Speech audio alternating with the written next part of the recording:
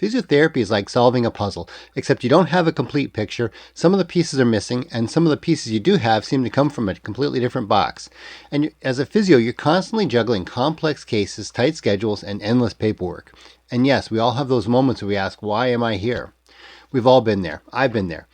The thing here is physios who are happy in the chaos aren't superhuman. They've just learned a few simple mental shifts that change everything. I've been there too, swamped, frustrated, and wondering what's going on.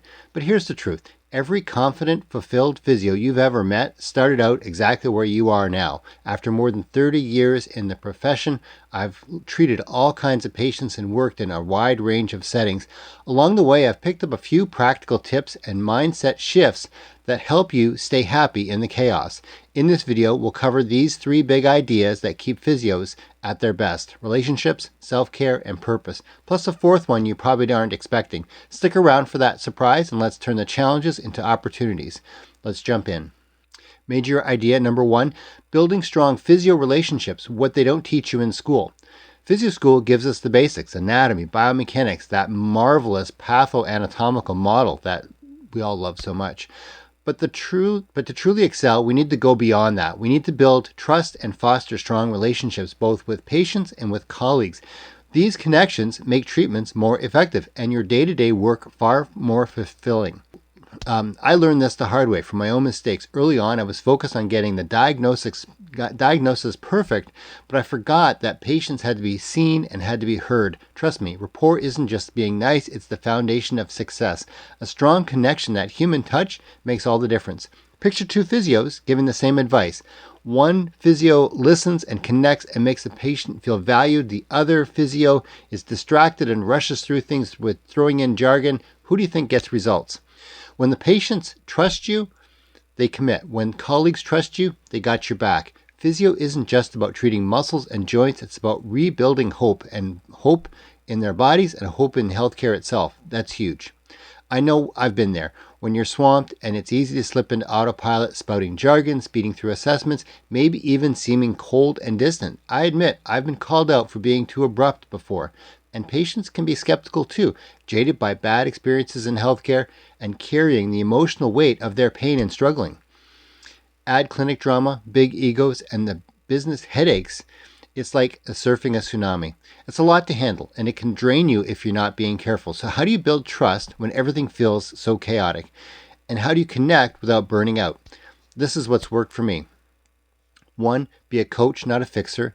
Let's ditch the superhero complex. Patients don't need someone to rescue them. They need a guide to help them navigate their recovery. Your role is to support them, to coach them, not to fix everything for them. It's about walking alongside them on their journey, not carrying through it. Ask them what they need to get back to doing. Something like, what's the one thing you need to get back to doing? And that's how you build their plan for their problem. And it's not about you being the superhero physio swooping in to save them. It's about helping them save themselves.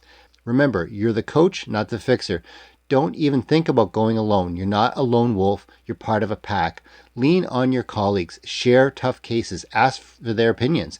Even when I worked alone, I was still reaching out to other physios. Trust me, their insight is gold. It's like having a second opinion for your toughest patients. You'll get another set of eyes, a fresh perspective, and a whole lot of support. Teamwork makes the dream work. 2, connecting with others, one conversation at a time. Create a warm vibe.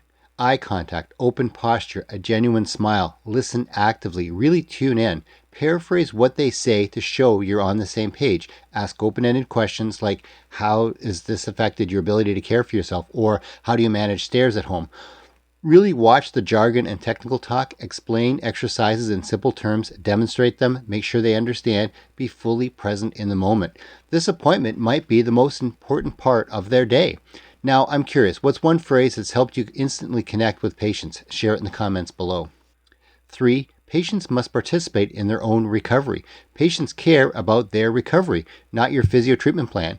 So build your physio plan around their journey. Work with them to set goals that matter to them, like maybe doing laundry or grocery shopping. Ask them what's one small step you're going to focus on this week, to give them ownership.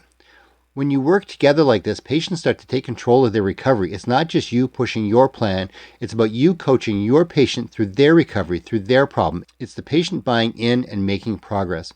I know some of you are sitting there saying, but that's so obvious. Of course, I do this with every patient. It's patient-centered care. But trust me, I've worked with a ton of physios, and when things get busy, this is the first thing to go out the window. It's so much faster to just throw your plan at the patient and hope it sticks. But that's what I'm telling you, it won't stick. Ask the patient, listen to the patient, they'll tell you what they need. Building these connections is pure gold with some icing on top.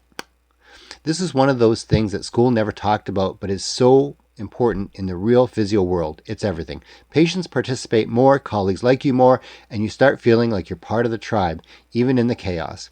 And it has the ripple effect. Stronger relationships means better outcomes, less stress, and you're a happier physio. And that's why you're here, right? So that's what kept me going, and I know it'll work for you too. Now we've got these tools to build trust with patients, with colleagues. But what about trusting yourself? If you're running on empty, even the best connections won't hold. Let's shift gears here and protect your most important asset, you. Major idea number 2, self-care for happy physios, setting boundaries, delegating tasks, and boosting brain health. Physio can be an incredibly rewarding career, but it's also demanding on every level, physically, emotionally, mentally. I've been there too. In acute care, I faced pressures to discharge patients quickly. I was ghosted by other professions and felt unheard by administrators. And in long-term care, I struggled with limited resources, teamwork challenges, and the constant push to do what's right. And in outpatient care, it was a different kind of chaos, long waiting lists, demanding patients, and the constant pressure to do more. If you want to stay happy in this career for the long haul, you've got to protect your energy. Here's the truth. Building a routine that keeps you grounded isn't optional, it's survival. And the whole world seems to be stacked against you. You're pushed to see more patients, stack more skills, chase raises, but more isn't always better. You can burn out. Our field is full of debates and big egos, from the role of manual therapy to the right way to treat low back pain. Add in patient resistance or vague referrals, and it's easy to feel like your vertigo just kicked in. So how do you stay energized, even happy, when the job feels like you're teetering on the edge of chaos? This is what's worked for me. Number 1, set boundaries. You can't pour from an empty cup. Learn to say no when you need to. No one tells you this during training, but it can make or break your day. Take real breaks. Go for a walk, reading for fun, anything but scrolling your phone. That's not really rest. Embrace hobbies, friends, time away from the clinic. I did some home projects. I did some MMA. I did some obstacle course running. Hobbies outside of physio let you recharge and refocus. I learned this the hard way, but doing what lights you up outside of work makes you sharper inside. And when you're feeling refreshed and focused, you're better equipped to have those healthy boundaries. It's about being sustainable, protecting yourself. It's your superpower, and it's the foundation for finding your joy in the chaos. Number 2, delegate routine tasks. Delegating, depending on where you're working, can be tough, but trained assistants can be a total game changer. By offloading repetitive tasks like administrative work, applying hot packs, or routine exercise supervision, you can focus in on what you do best, using your expertise to help patients. One effective way to do this is by using the physician clinic model, where non-clinical tasks are handled by others. This frees you up to do what matters most. I've actually talked about this more in another video here. Yes, training and feedback takes time and effort, but it frees you to focus on your physio work that matters, like your physio assessments, your treatment plans, and the patient interactions that make you want to come back every day. Number 3, use the Bright Minds model. Dr. Daniel Amen has this Bright Minds model.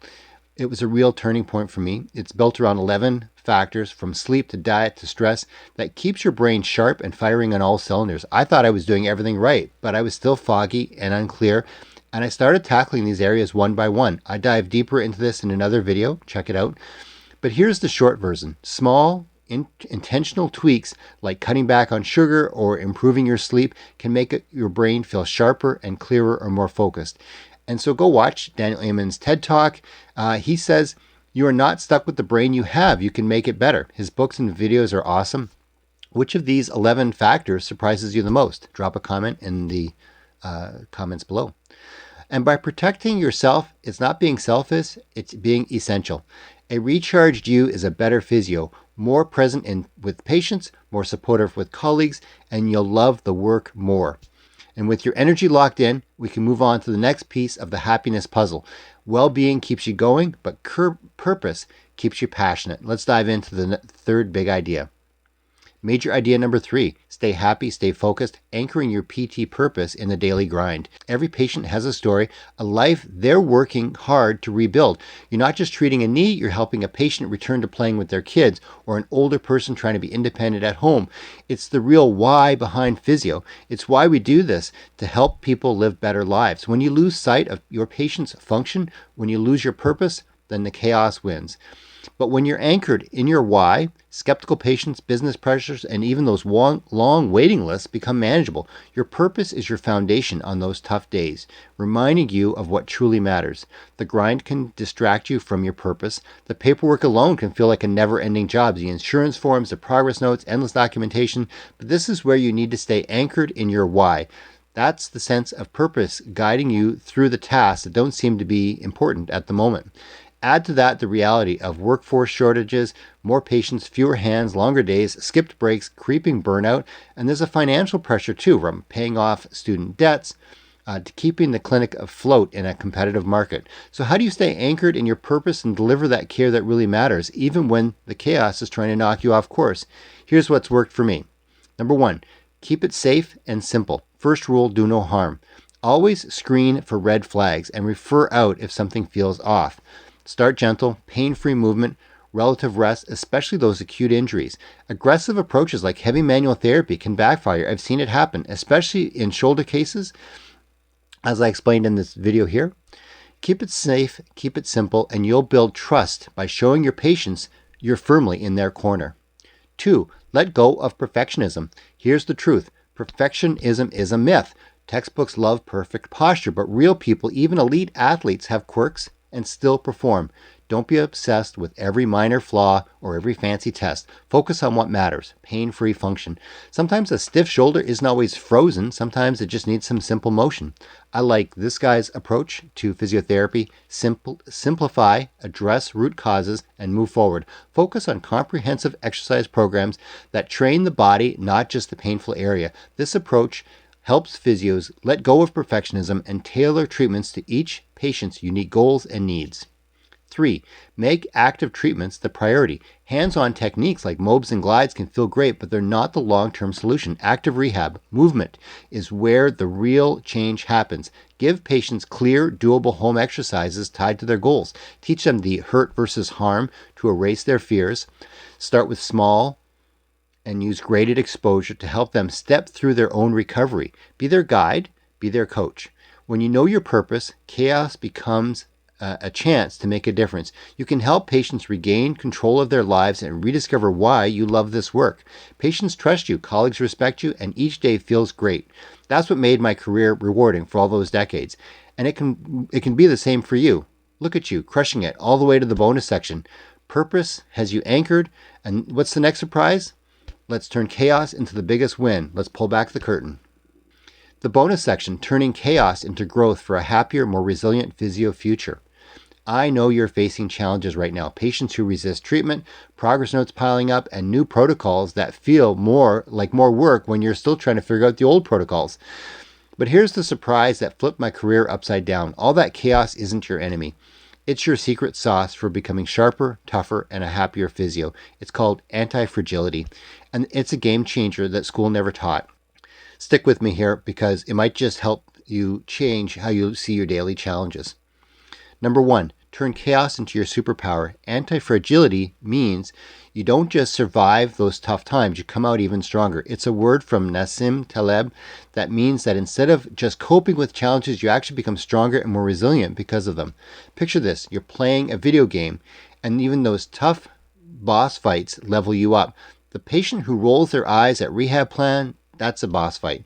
Instead of stressing, you have to tweak your approach, maybe simplify the exercises, explain hurt versus harm to the patient again, come back. Next time, you're going to be more smooth, more confident, or maybe your clinic switches to some clunky new charting system that's a total headache. You have to wrestle with it, find shortcuts, and then suddenly you can become the go-to expert on it. It's anti-fragility. Every flop is fuel to make you unstoppable. Number 2, stay curious, keep growing.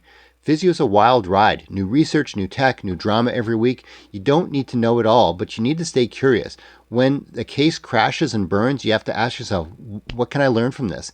I bombed at a presentation early in my career. It was a complete train wreck. I swallowed my pride, I got some feedback, I practiced, and now look at me making these videos for you. That's what Carol Dweck, a psychologist, calls a growth mindset. Believing that you can actually get better no matter how bad the flop. And the opposite is a fixed mindset where you think your skills are stuck. That's a one-way ticket to Burnout City. Curiosity is your shield. Use it to turn failures into rocket fuel. Number 3, build systems that bend but don't break. You can't predict every curveball, every new patient protocol, every new piece of research, every new patient complaint, but you can build systems that flex. Test new tools or techniques, but don't drink the Kool-Aid hype. Check the evidence, swap notes with colleagues, keep finding what works. For example, when COVID hit, and remember COVID, and suddenly we all had to work in PPE, I reached back into my hospital past. All those physio visits to the ICU and step-down ICU came back to me. And so working in PPE was like second nature. Solid systems give you the confidence, but staying adaptable keeps you ahead of the game. That's how you stay rock solid and cutting edge. And this is the anti-fragility thing. It's about coping with chaos and finding success and growth because of it. You'll be able to handle those grumpy patients, you'll be able to adapt to new systems without breaking a sweat, and you'll even inspire your colleagues to level up their game. Be the clinic rock star, that shining beacon of positivity. When you combine these 3, anti-fragility, curiosity, adaptable systems, you stop just coping with the chaos of physio life, you start being happy because of it. Physio is tough, there's no doubt about it, but it's also incredibly rewarding. And just like you have a system for doing assessments and treatments and giving exercises, you can have a system for maintaining happiness in your practice. It's not just a one-size-fits-all approach, but if you follow these simple mental shifts, you'll start building a career that you love. It's not just one magic trick, it's a framework that you can run on repeat. Build relationships, take care of yourself, have a solid purpose. Embrace the growth in the chaos. When you put those pieces together, you're not just sitting around hoping for another good day to feel happy. You're creating your own good days, even in the middle of the mess. You don't need to be a superhero. You just need to be the guide who shows up, learns, and keeps going. Fail forward, give yourself grace, and stay true to why you started. Now I want to hear from you. I'd love to hear what small habits or mental shifts have helped you find more joy in your physio career. Drop them in the comments below. And let's learn from each other. You've got this. Go make an impact with your patients. And remember, your happiness is just as important as their recovery. Now go be awesome with your patients. My 2 books are now available at Amazon. What They Don't Teach You About Documentation in Physiotherapy School, a short how-to manual for successful daily note templates, and From Injury to Recovery Through Exercise, simple functional exercise progressions for physiotherapists to restore lifting, standing, walking. Thank you for your support. Let's go on a journey with this awesome video right here, and subscribe to be among the first to see my future masterpieces. Thank you.